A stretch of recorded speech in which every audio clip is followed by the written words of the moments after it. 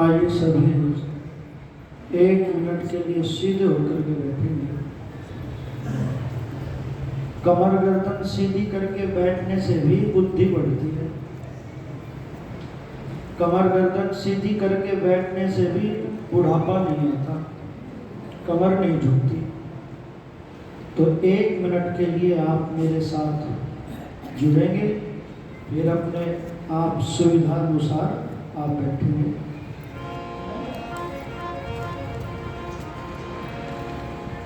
आइए एक बार ओम का उच्चारण करेंगे सभी।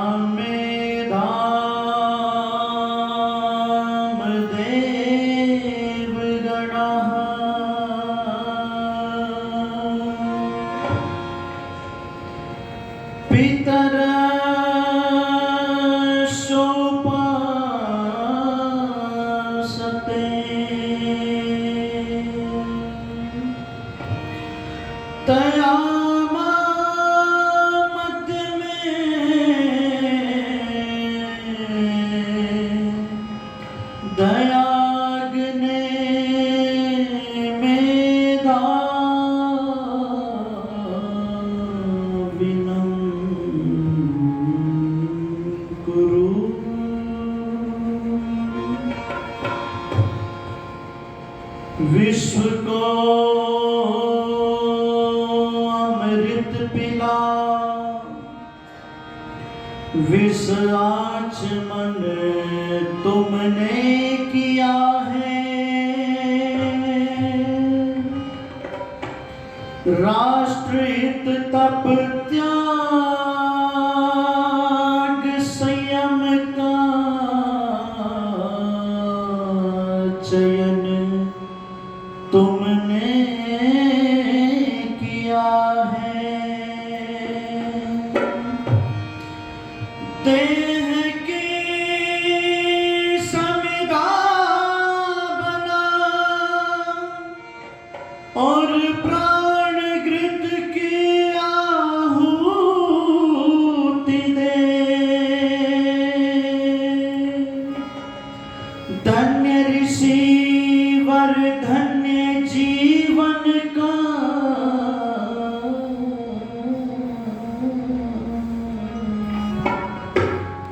हवन तुमने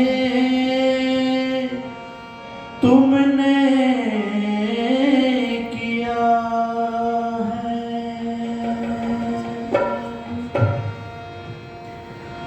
जिनकी खातिर में ऋषि ने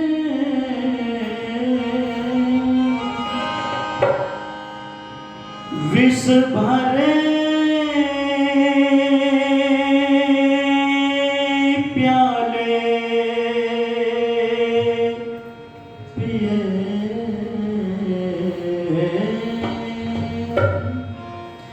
जिनकी खातिर में ऋषि ने विष भरे प्याले पिए, वो सभी कुछ भूल बैठे उसने जो एहसान किए।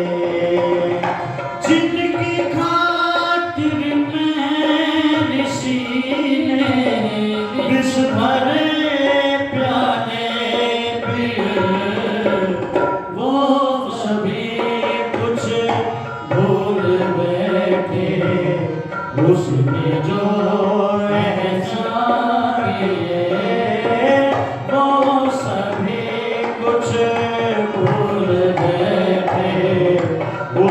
उसने जो एहसान किए। हार फूलों के मिले कम आयु भर उपहार में। हार फूलों के मिले कम आयु भर उपहार में।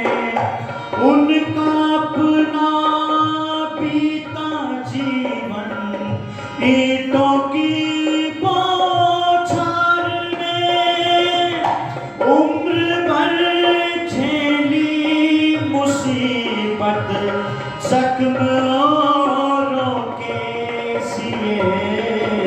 वो सभी कुछ भूल बैठे उसने जो एहसान किए। जिनकी खातिर में ऋषि ने विष भरे प्याले पिए। वो सभी कुछ भूल बैठे उसने जो एहसान किए। वेद का संदेश सबको उम्र भर देता रहा। वेद का संदेश सबको उम्र भर देता रहा। आपदाएं कुल जहां की अपने सर लेता रहा। बांट कर अनमोल मोती बदले में पत्थर लिए। वो सभी कुछ भूल बैठे उसने जो एहसान किए। वो सभी कुछ भूल बैठे उसने जो एहसान किए। जिनकी खातिर में ऋषि ने विष भरे प्याले पिए। वो सभी कुछ भूल बैठे उसने जो एहसान किए। सर्दी गर्मी धूप छाया में भी वो चलते रहे। पर्वतों की चोटियों को चीर कर बढ़ते रहे। गिर पड़े भूखे कहीं फिर उठ खड़े हो चल दिए। वो सभी कुछ भूल बैठे उसने जो एहसान किए। वो सभी कुछ भूल बैठे उसने जो एहसान किए। जिनकी खातिर में ऋषि ने विष भरे प्याले पिए। वो सभी कुछ भूल बैठे उसने जो एहसान किए। जब तलक बेमोल तन में श्वास आए जाएंगे। जब तलक बेमोल तन में श्वास आए जाएंगे। तब तलक गुरुदेव तेरे गीत गाए जाएंगे। पाएंगे आदर सदा जो औरों की खातिर जिए। वो सभी कुछ कुछ भूल बैठे उसने जो ऐसा किए वो सभी कुछ भूल बैठे उसने जो ऐसा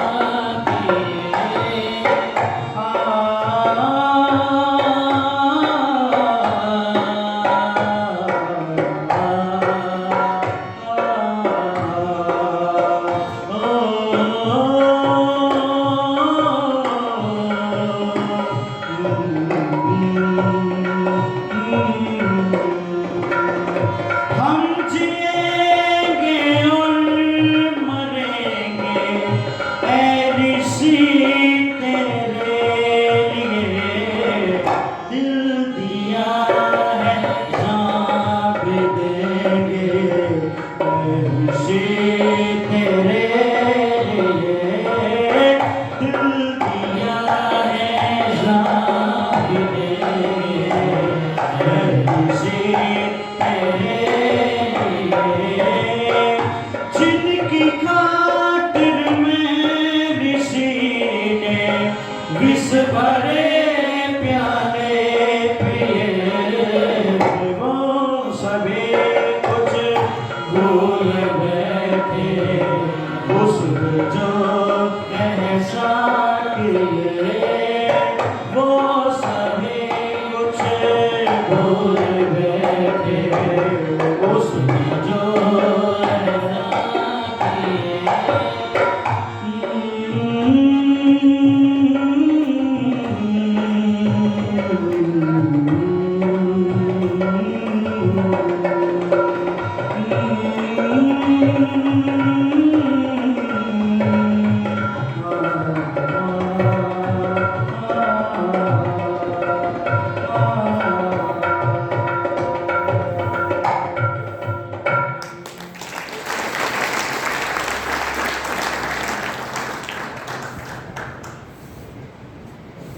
मंच पर उपस्थित बहुत ही अच्छे विद्वान धर्माचार्य पूज्य आचार्य पंडित सूर्यदेव वेदांशु जी, इस आर्य समाज के बड़े ही यशस्वी प्रधान, इस आर्य समाज के बहुत मजबूत स्तंभ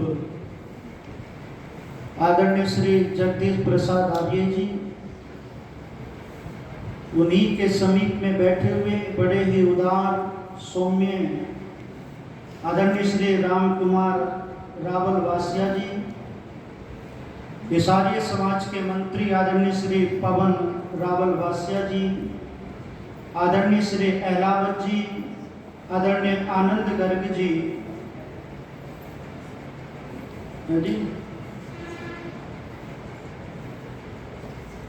आदरणीय श्री बनारसी दास जी मुझे सम्मानित कर रहे हैं, उनका भी धन्यवाद। मेरठ से हमारे बीच में समागत बहुत ही उच्च कोटि के विद्वान पूज्य आचार्य श्री पुनीत शास्त्री जी, भाई सुरेंद्र जी, आर्य समाज के समस्त पदाधिकारीगण,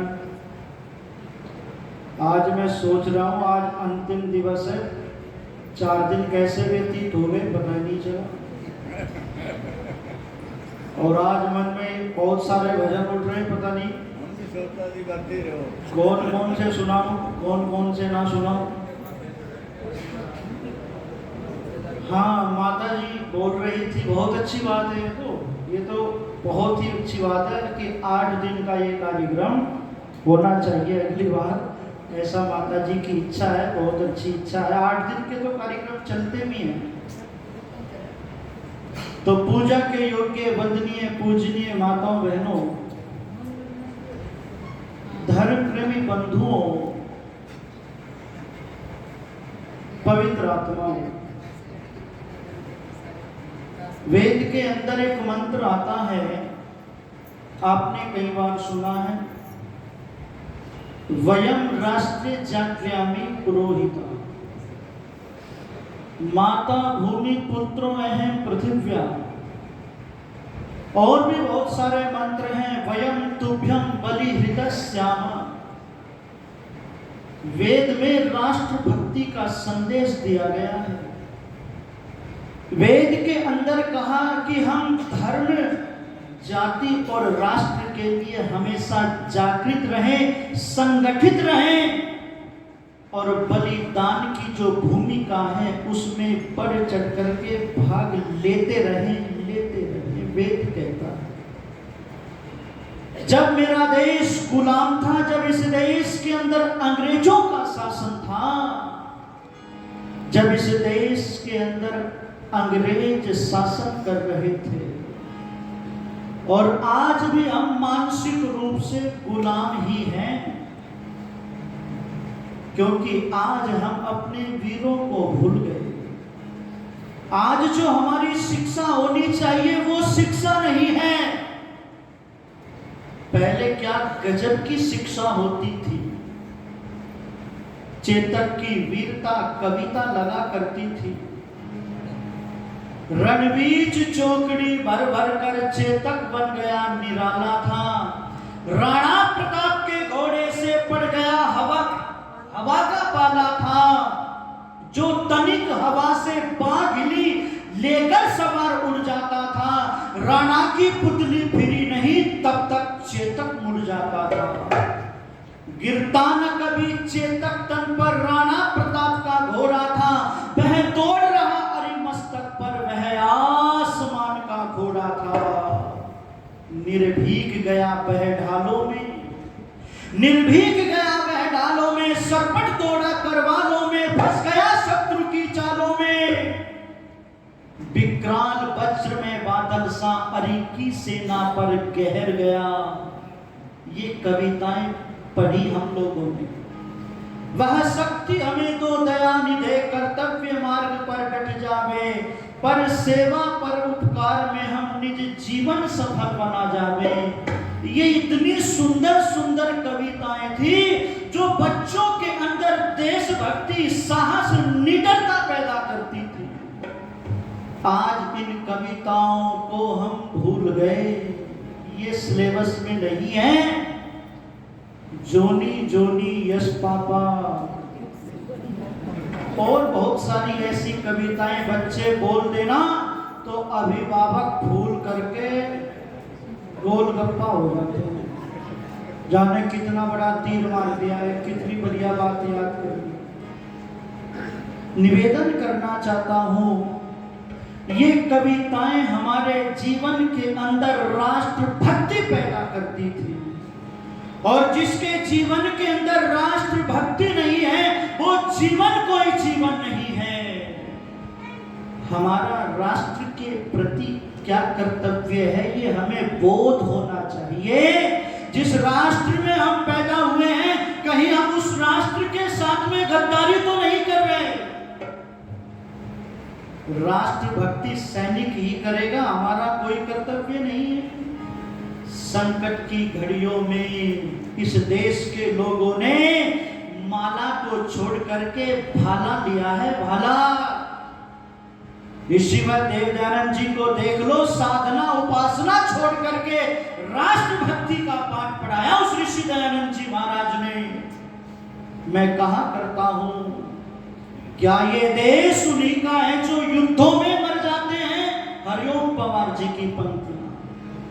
क्या ये देश उन्हीं का है जो युद्धों में मर जाते हैं, अपना लहू बहाकर टीका सरहद पर कर जाते हैं? अरे ऐसा युद्ध वतन की खातिर सबको लड़ना पड़ता है। संकट की घड़ियों में सबको सैनिक बनना पड़ता है। जो भी कौम वतन की खातिर मिटने को तैयार नहीं, उसकी संतति को आजादी जीने का हकदार नहीं। उसकी संतति को आजादी जीने का हकदार नहीं।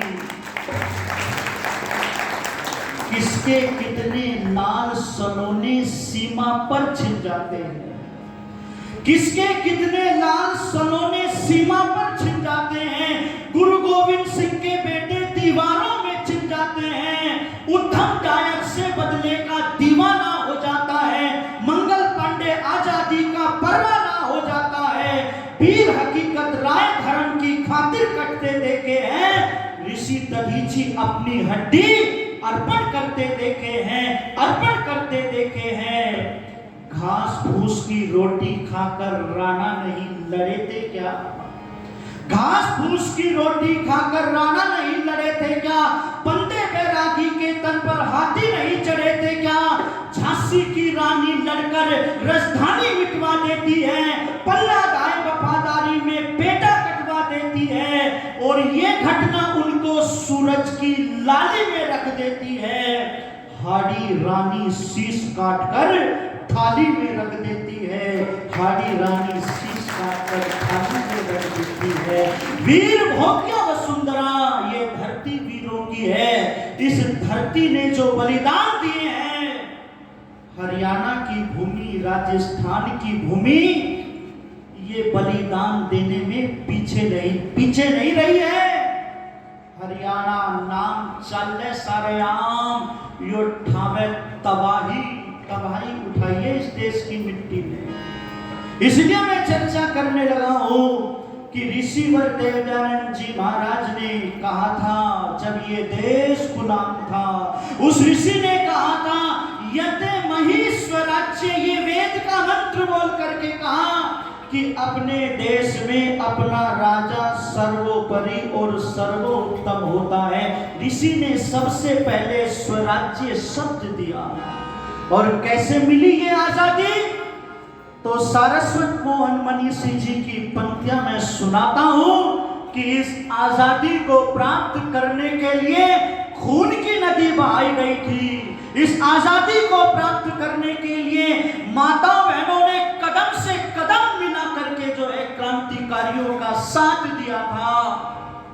चाहे राम प्रसाद बिस्मिल की बहन हो, चाहे नेता सुभाष चंद्र बोस की मुंह बोली बहन हो, चाहे दुर्गा भाभी हो, मां विद्यावती हो, ऐसे ऐसे नौजवानों की माताएं थी जिनका इतिहास के पन्नों में नाम नहीं है। पर मैं चर्चा करने लगा हूं, एक एक पंक्ति को जरा ध्यान से सुनना, उनको भूल मत जाना, सुनना पंक्तियों को। अरे लाखों दीवानों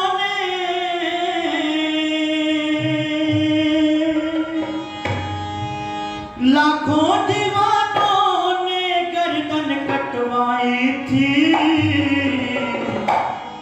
सच कहता हूं तब ही आजादी आई थी। सच कहता हूं तब ही आजादी आई थी। लाखों दीवानों ने गर्दन कटवाई थी। सच कहता हूं तब ही आजादी आई थी। हो सच कहता हूं तब ही आजादी आई थी।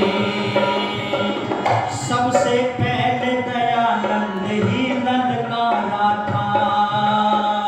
सबसे पहले दयानंद ही ललकारा था। 1857 का हलकारा था। रजवाड़ों को घर घर जाकर दुत्कारा था।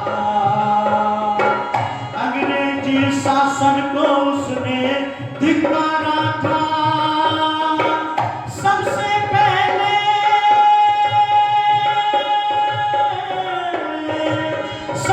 पहले ऋषि ने पावक सुलगाई थी।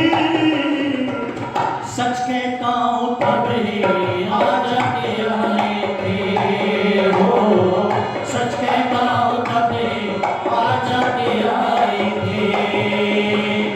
लाखों दीवानों ने गर्दन कटवाई थी। सच कहता हूं तब ही आजादी आई थी। हो सच कहता हूं तब ही आजादी आई थी। परवाने प्रज्वलित शिखा को चूम गए थे। परवाने प्रज्वलित शिखा को चूम गए थे। पिए ही झूम गए थे। भगत सिंह की भक्ति बिना ये हवन ना होता। भगत सिंह के भक्ति बिना ये हवन ना होता। आशाओं की लाशें होती कफन ना होता।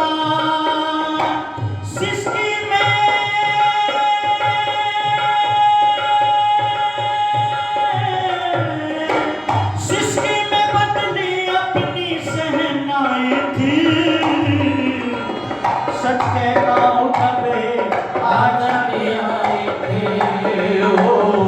सच कहता हूँ कभी आजादी आई थी। लाखों दीवानों ने गर्दन कटवाई थी। सच कहता हूँ कभी आजादी आई थी हो। सच कहता हूँ कभी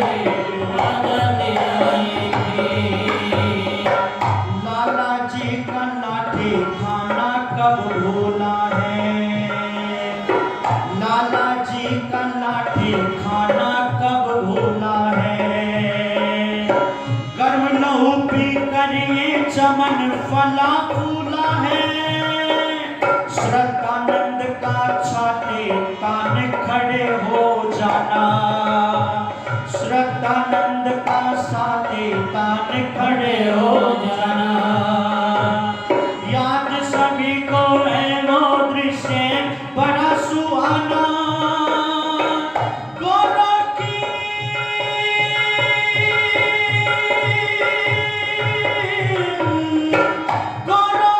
संगीन उसने झुकवाई थी। सच कहता हूँ कभी आजादी आई थी हो। सच कहता हूँ कभी आजादी आई थी।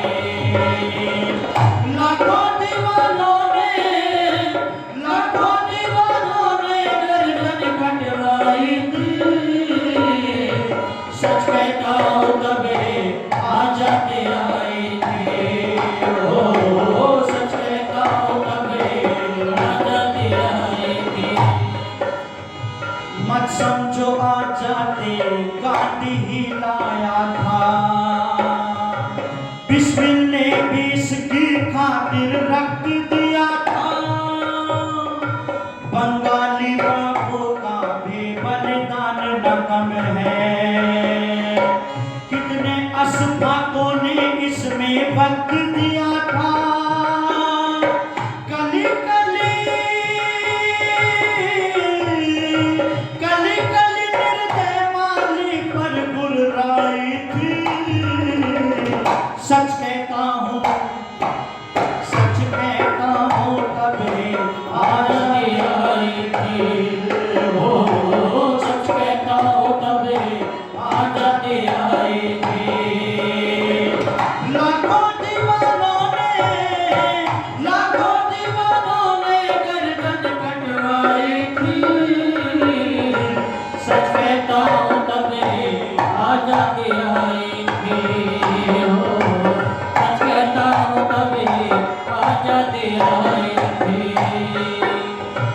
पढ़ पढ़ कर सत्यार्थ प्रकाश सभी नाचे थे। खुश होकर मृत्यु पत्र खुद ही बाचे थे। श्याम कृष्ण वर्मा सावरकर भी क्या कम थे। दुर्गा भाभी शेखर के क्या गजब कदम थे। श्याम कृष्ण वर्मा सावरकर भी क्या कम थे।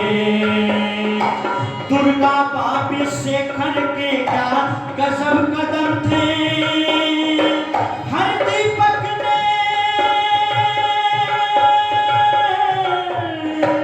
हर दीपक ने छोटी दयानंद से पाई थी।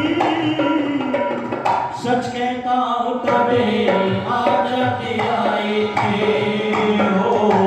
सच कहता हूँ कभी आजादी आई थी। लाखों दीवानों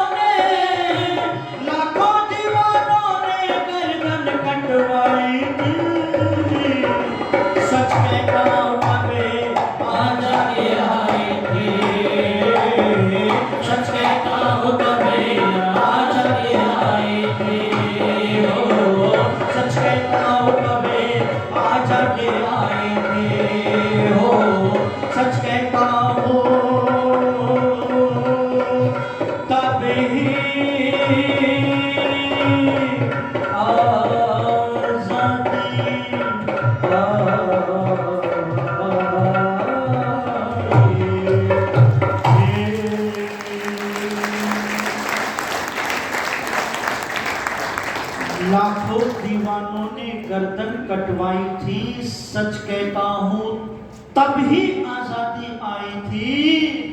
और सबसे पहले ऋषि ने पावक सुलगाई थी, हर दीपक ने ज्योति दयानंद से पाई थी। जितने भी क्रांतिकारी थे ऋषिवर देव दयानंद जी महाराज से प्रभावित थे।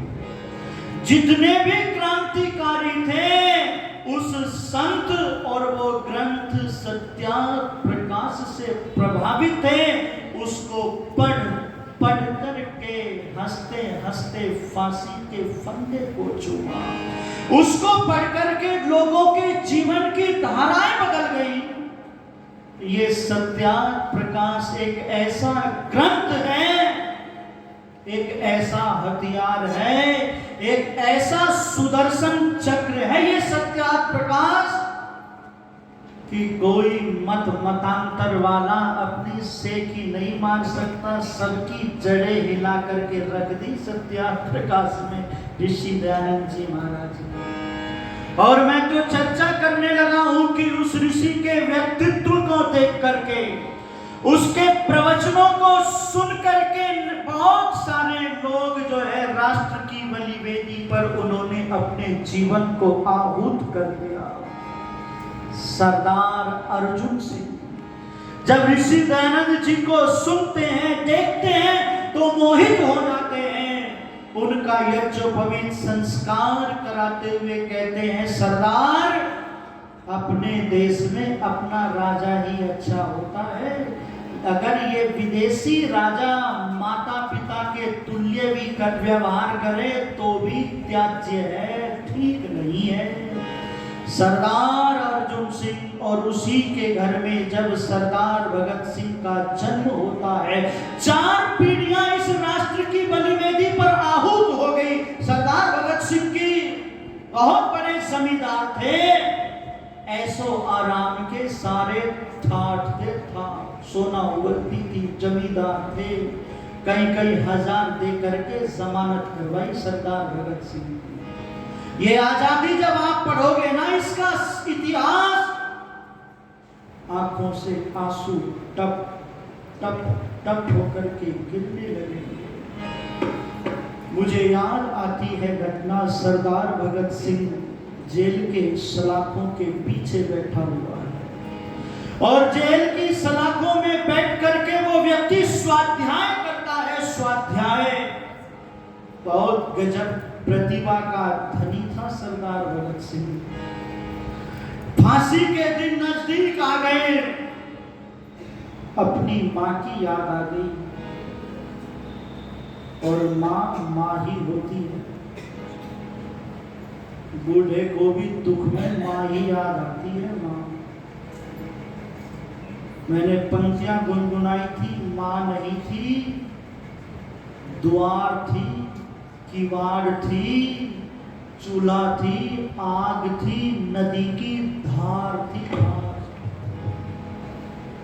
सरदार भगत सिंह की मां बड़ी विदुषी मां थी। बादाम घोट घोट करके पिलाए भगत सिंह को, बादाम घोट करके। मां को पत्र लिखता है और कहता है कि मां तेरे लाडले को फांसी की सजा हो गई, मां एक बार मिलने नहीं आओगी। मां के पास में पत्र पहुंच गया है। मां विद्यावती अपने बेटे से मिलना चाहती है, जाना चाहती है, वो भी बड़ी व्याकुल थी। उसको याद आया जेल के अंदर रसगुल्ले कौन देता होगा मेरे बेटे को। क्रांतिकारियों ने तो नंगे बदन पर कोड़े खाए हैं। क्रांतिकारियों ने तो राख मिली रोटियां खा करके, अन्न सन कर करके, भूखे रह करके फांसी के फंदे को चूमा। किन किन क्रांतिकारियों को की घटना में यहां पर प्रेषित करूं आपको। मां विद्यावती अपने बेटे के लिए रसगुल्ले बना रही है और रसगुल्ले लेकर के गई, रसगुल्ले देती है, चरण स्पर्श खाता खाता अपनी माँ की ओर देखता है। माँ से कहता है, माँ तू मेरी शादी कराना चाहती थी, तू चाहती थी तेरे घर में एक दुल्हन आए, तो माँ मैंने शादी कर ली। माँ ने भी भगत सिंह की ओर देख कर के कहा, बेटा तूने शादी कर ली, अपनी माँ को नहीं बताया, वो दुल्हन कहाँ पर है पता, उस दुल्हन को मैं सराखों पर बैठा करके रखूंगी। यहाँ एक बात और मैं कहना चाहता हूँ, मैं याद करना चाहता हूँ, याद दिलाना चाहता हूँ कारगिल के उस युद्ध को, पुलवामा के उस हमले को, जिस हमले में नई नवेली दुल्हन को छोड़ करके कारगिल पर शहीद हो गए मेरे देश के नौजवान। चंद पंक्तियां उनको याद करता हुआ आगे बात रखूंगा आपसे। कैसा मंजर होता है उस परिवार का जिस परिवार में एक माँ का बेटा, एक पत्नी का पति वीरगति को शहीद हो जाता है। जब कारगिल में अभी काजल भी नहीं छूटा है, अभी मेहंदी भी नहीं छूटी है, और वो शहीद हो जाता है, तब उस समय की कुछ पंक्तियां आपको सौंपना चाहता हूं और उस दर्द को महसूस करना। जो पहले पहले बात मिलन के तुरंत लाम पर चले गए, नई दुल्हन की सेज छोड़ कर युद्ध काम पर चले गए। उनको भी मीठी नींदों की सलवट याद रही होगी, खुशबू में भीगी यादों की करवट याद रही होगी। पर्वत पर कितने सिंदूरी सपने दफन हुए होंगे, वेश बसंतों के मधुमासी सावन हवन हुए होंगे। जब बेटे की अर्थी आई होगी सुने आंगन में, शायद दूध उतर आया हो बूढ़ी माँ के दामन में, शायद दूध उतर आया हो बूढ़ी माँ के दामन में। गीली मेहंदी रोई होगी छुपके घर के कोने में, ताजा काजल छोटा होगा चुपके चुपके रोने में। उन आंखों की दो बूंदों से, उन आंखों की दो बूंदों से सातों सागर हारे हैं। जब मेहंदी वाले हाथों ने मंगल सूत्र उतारे हैं, जब मेहंदी वाले हाथों ने मंगल सूत्र उतारे हैं। वो औरत पूरी पृथ्वी का बोझा सर ले सकती है, जो अपने पति की अर्थ को खुद बांधा दे सकते हैं। मैं ऐसी हर देवी के चरणों में शीश झुकाता हूँ, इसलिए मैं कविता को हथियार बना कर गाता हूँ, इसलिए मैं कविता को हथियार बना कर गाता हूँ। मैं निवेदन करने लगा हूँ। सरदार भगत सिंह कहता है कि माँ वो दुल्हन तो आएगी, और वो दुल्हन कफन की चुनरी ओढ़ करके आएगी। जब वो दुल्हन आए तो तेरी आंख से एक आंसू भी बह करके नहीं आना चाहिए। उस दिन घर घर गीतों का बुलावा दे करके उसके सम्मान में गीतों का आयोजन करना। मां विद्यावती ने कहा, बेटा ये काम बड़ा बड़ा कठिन है, पर तेरी इस अंतिम इच्छा को पूरी करेगी ये तेरी मां, नहीं रहूंगी। घर प्रेमी बंधुओं, चर्चा समय मांगती है और 2-4 मिनट शेष पड़े हुए हैं। बहुत सारी बातें आपसे मुझे निवेदन करना था, समय की परिधि में रहना पड़ेगा। इधर सरदार भगत सिंह, राजगुरु सुखदेव एक दूसरे से गले मिलते हुए देशभक्ति के गीत गाते हुए फांसी के फंदे को चूम लेते हैं। और जब मां को पता चला कि बेटे ने फांसी के फंदे को चूम लिया, घर घर गीतों का बुलावा दे रही है और बहनों से कहती है, बहनों आओ आओ, आज मेरे घर में गीतों का आयोजन है, गीत गवाना। बहनें आ गई और पूछ लिया, विद्यावती किस खुशी में गीत गाने हैं?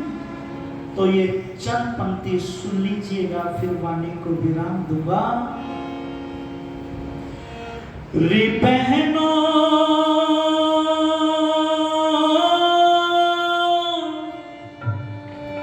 गाओ है मंगला, चार भगत मेरा फांसी चढ़ा। रे बहनों गाओ है मंगला, चार भगत मेरा फांसी चढ़ा।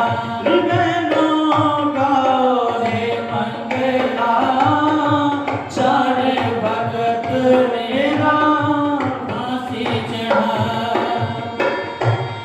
उसके हाथ हथकड़ी मानो कंगना सजा, उसके हाथ हथकड़ी मानो कंगना सजा, उसके हाथ हथकड़ी मानो कंगना सजा।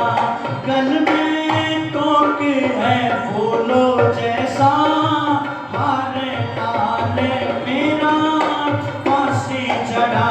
रे बहनों गाओ है मंगला, चार भगत मेरा फांसी चढ़ा।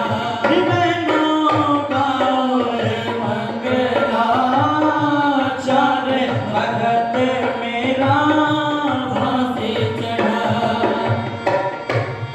संग में राजगुरु सुखदेव चले, संग में राजगुरु सुखदेव चले, संग में राजगुरु सुखदेव चले। कैसी छावनी अजब पार लाले मेरा फांसी चढ़ा। रे बहनों गाओ है मंगला, चार भगत मेरा फांसी चढ़ा।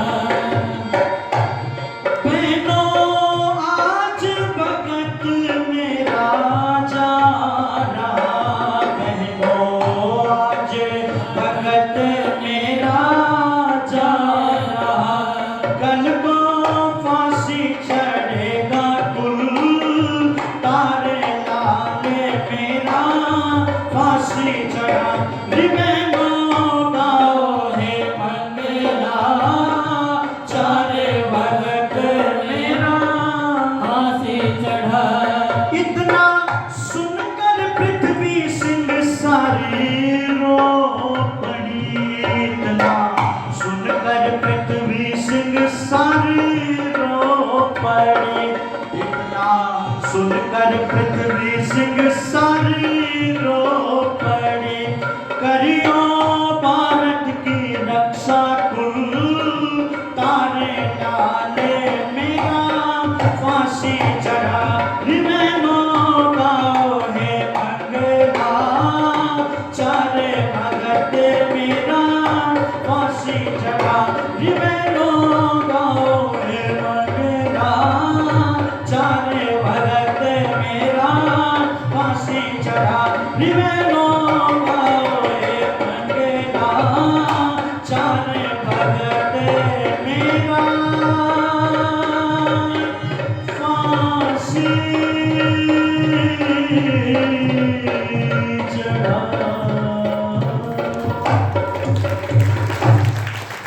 कहती है कि मेरा लाल जो है फांसी को चूम गया है, और यदि उसके बाद भी ये देश आजाद नहीं हुआ तो मैं अपने बेटे कुलतार सिंह को भी उसी की राह का पथिक बना दूंगी।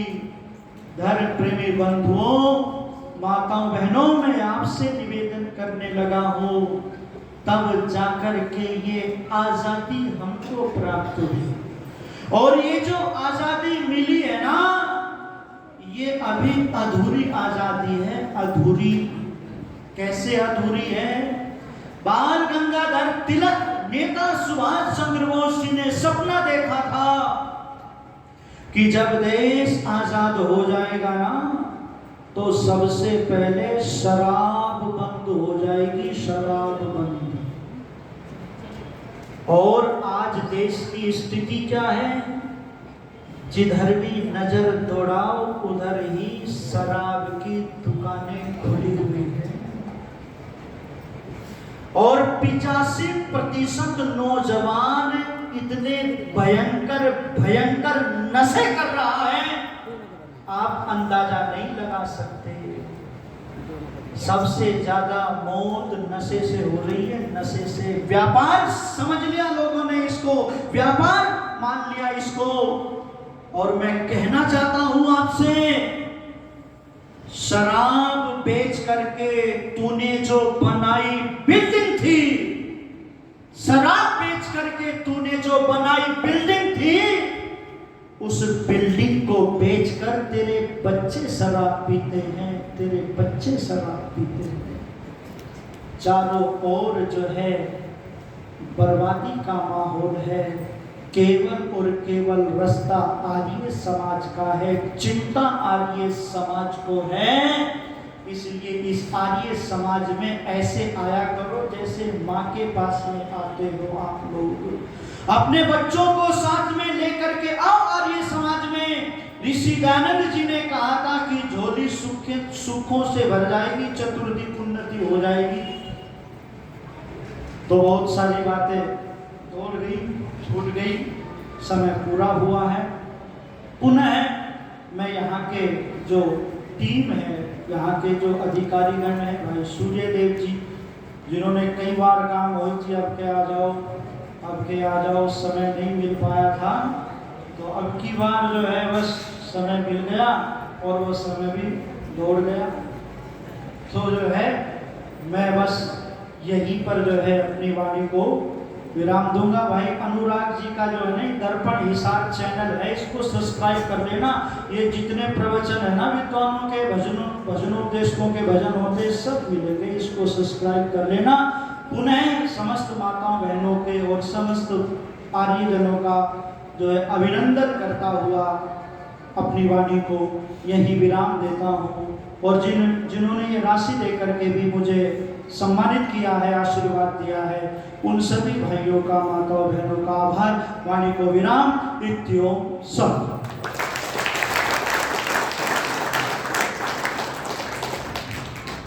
बहुत बहुत धन्यवाद श्रद्धेय भाई मोहित शास्त्री जी।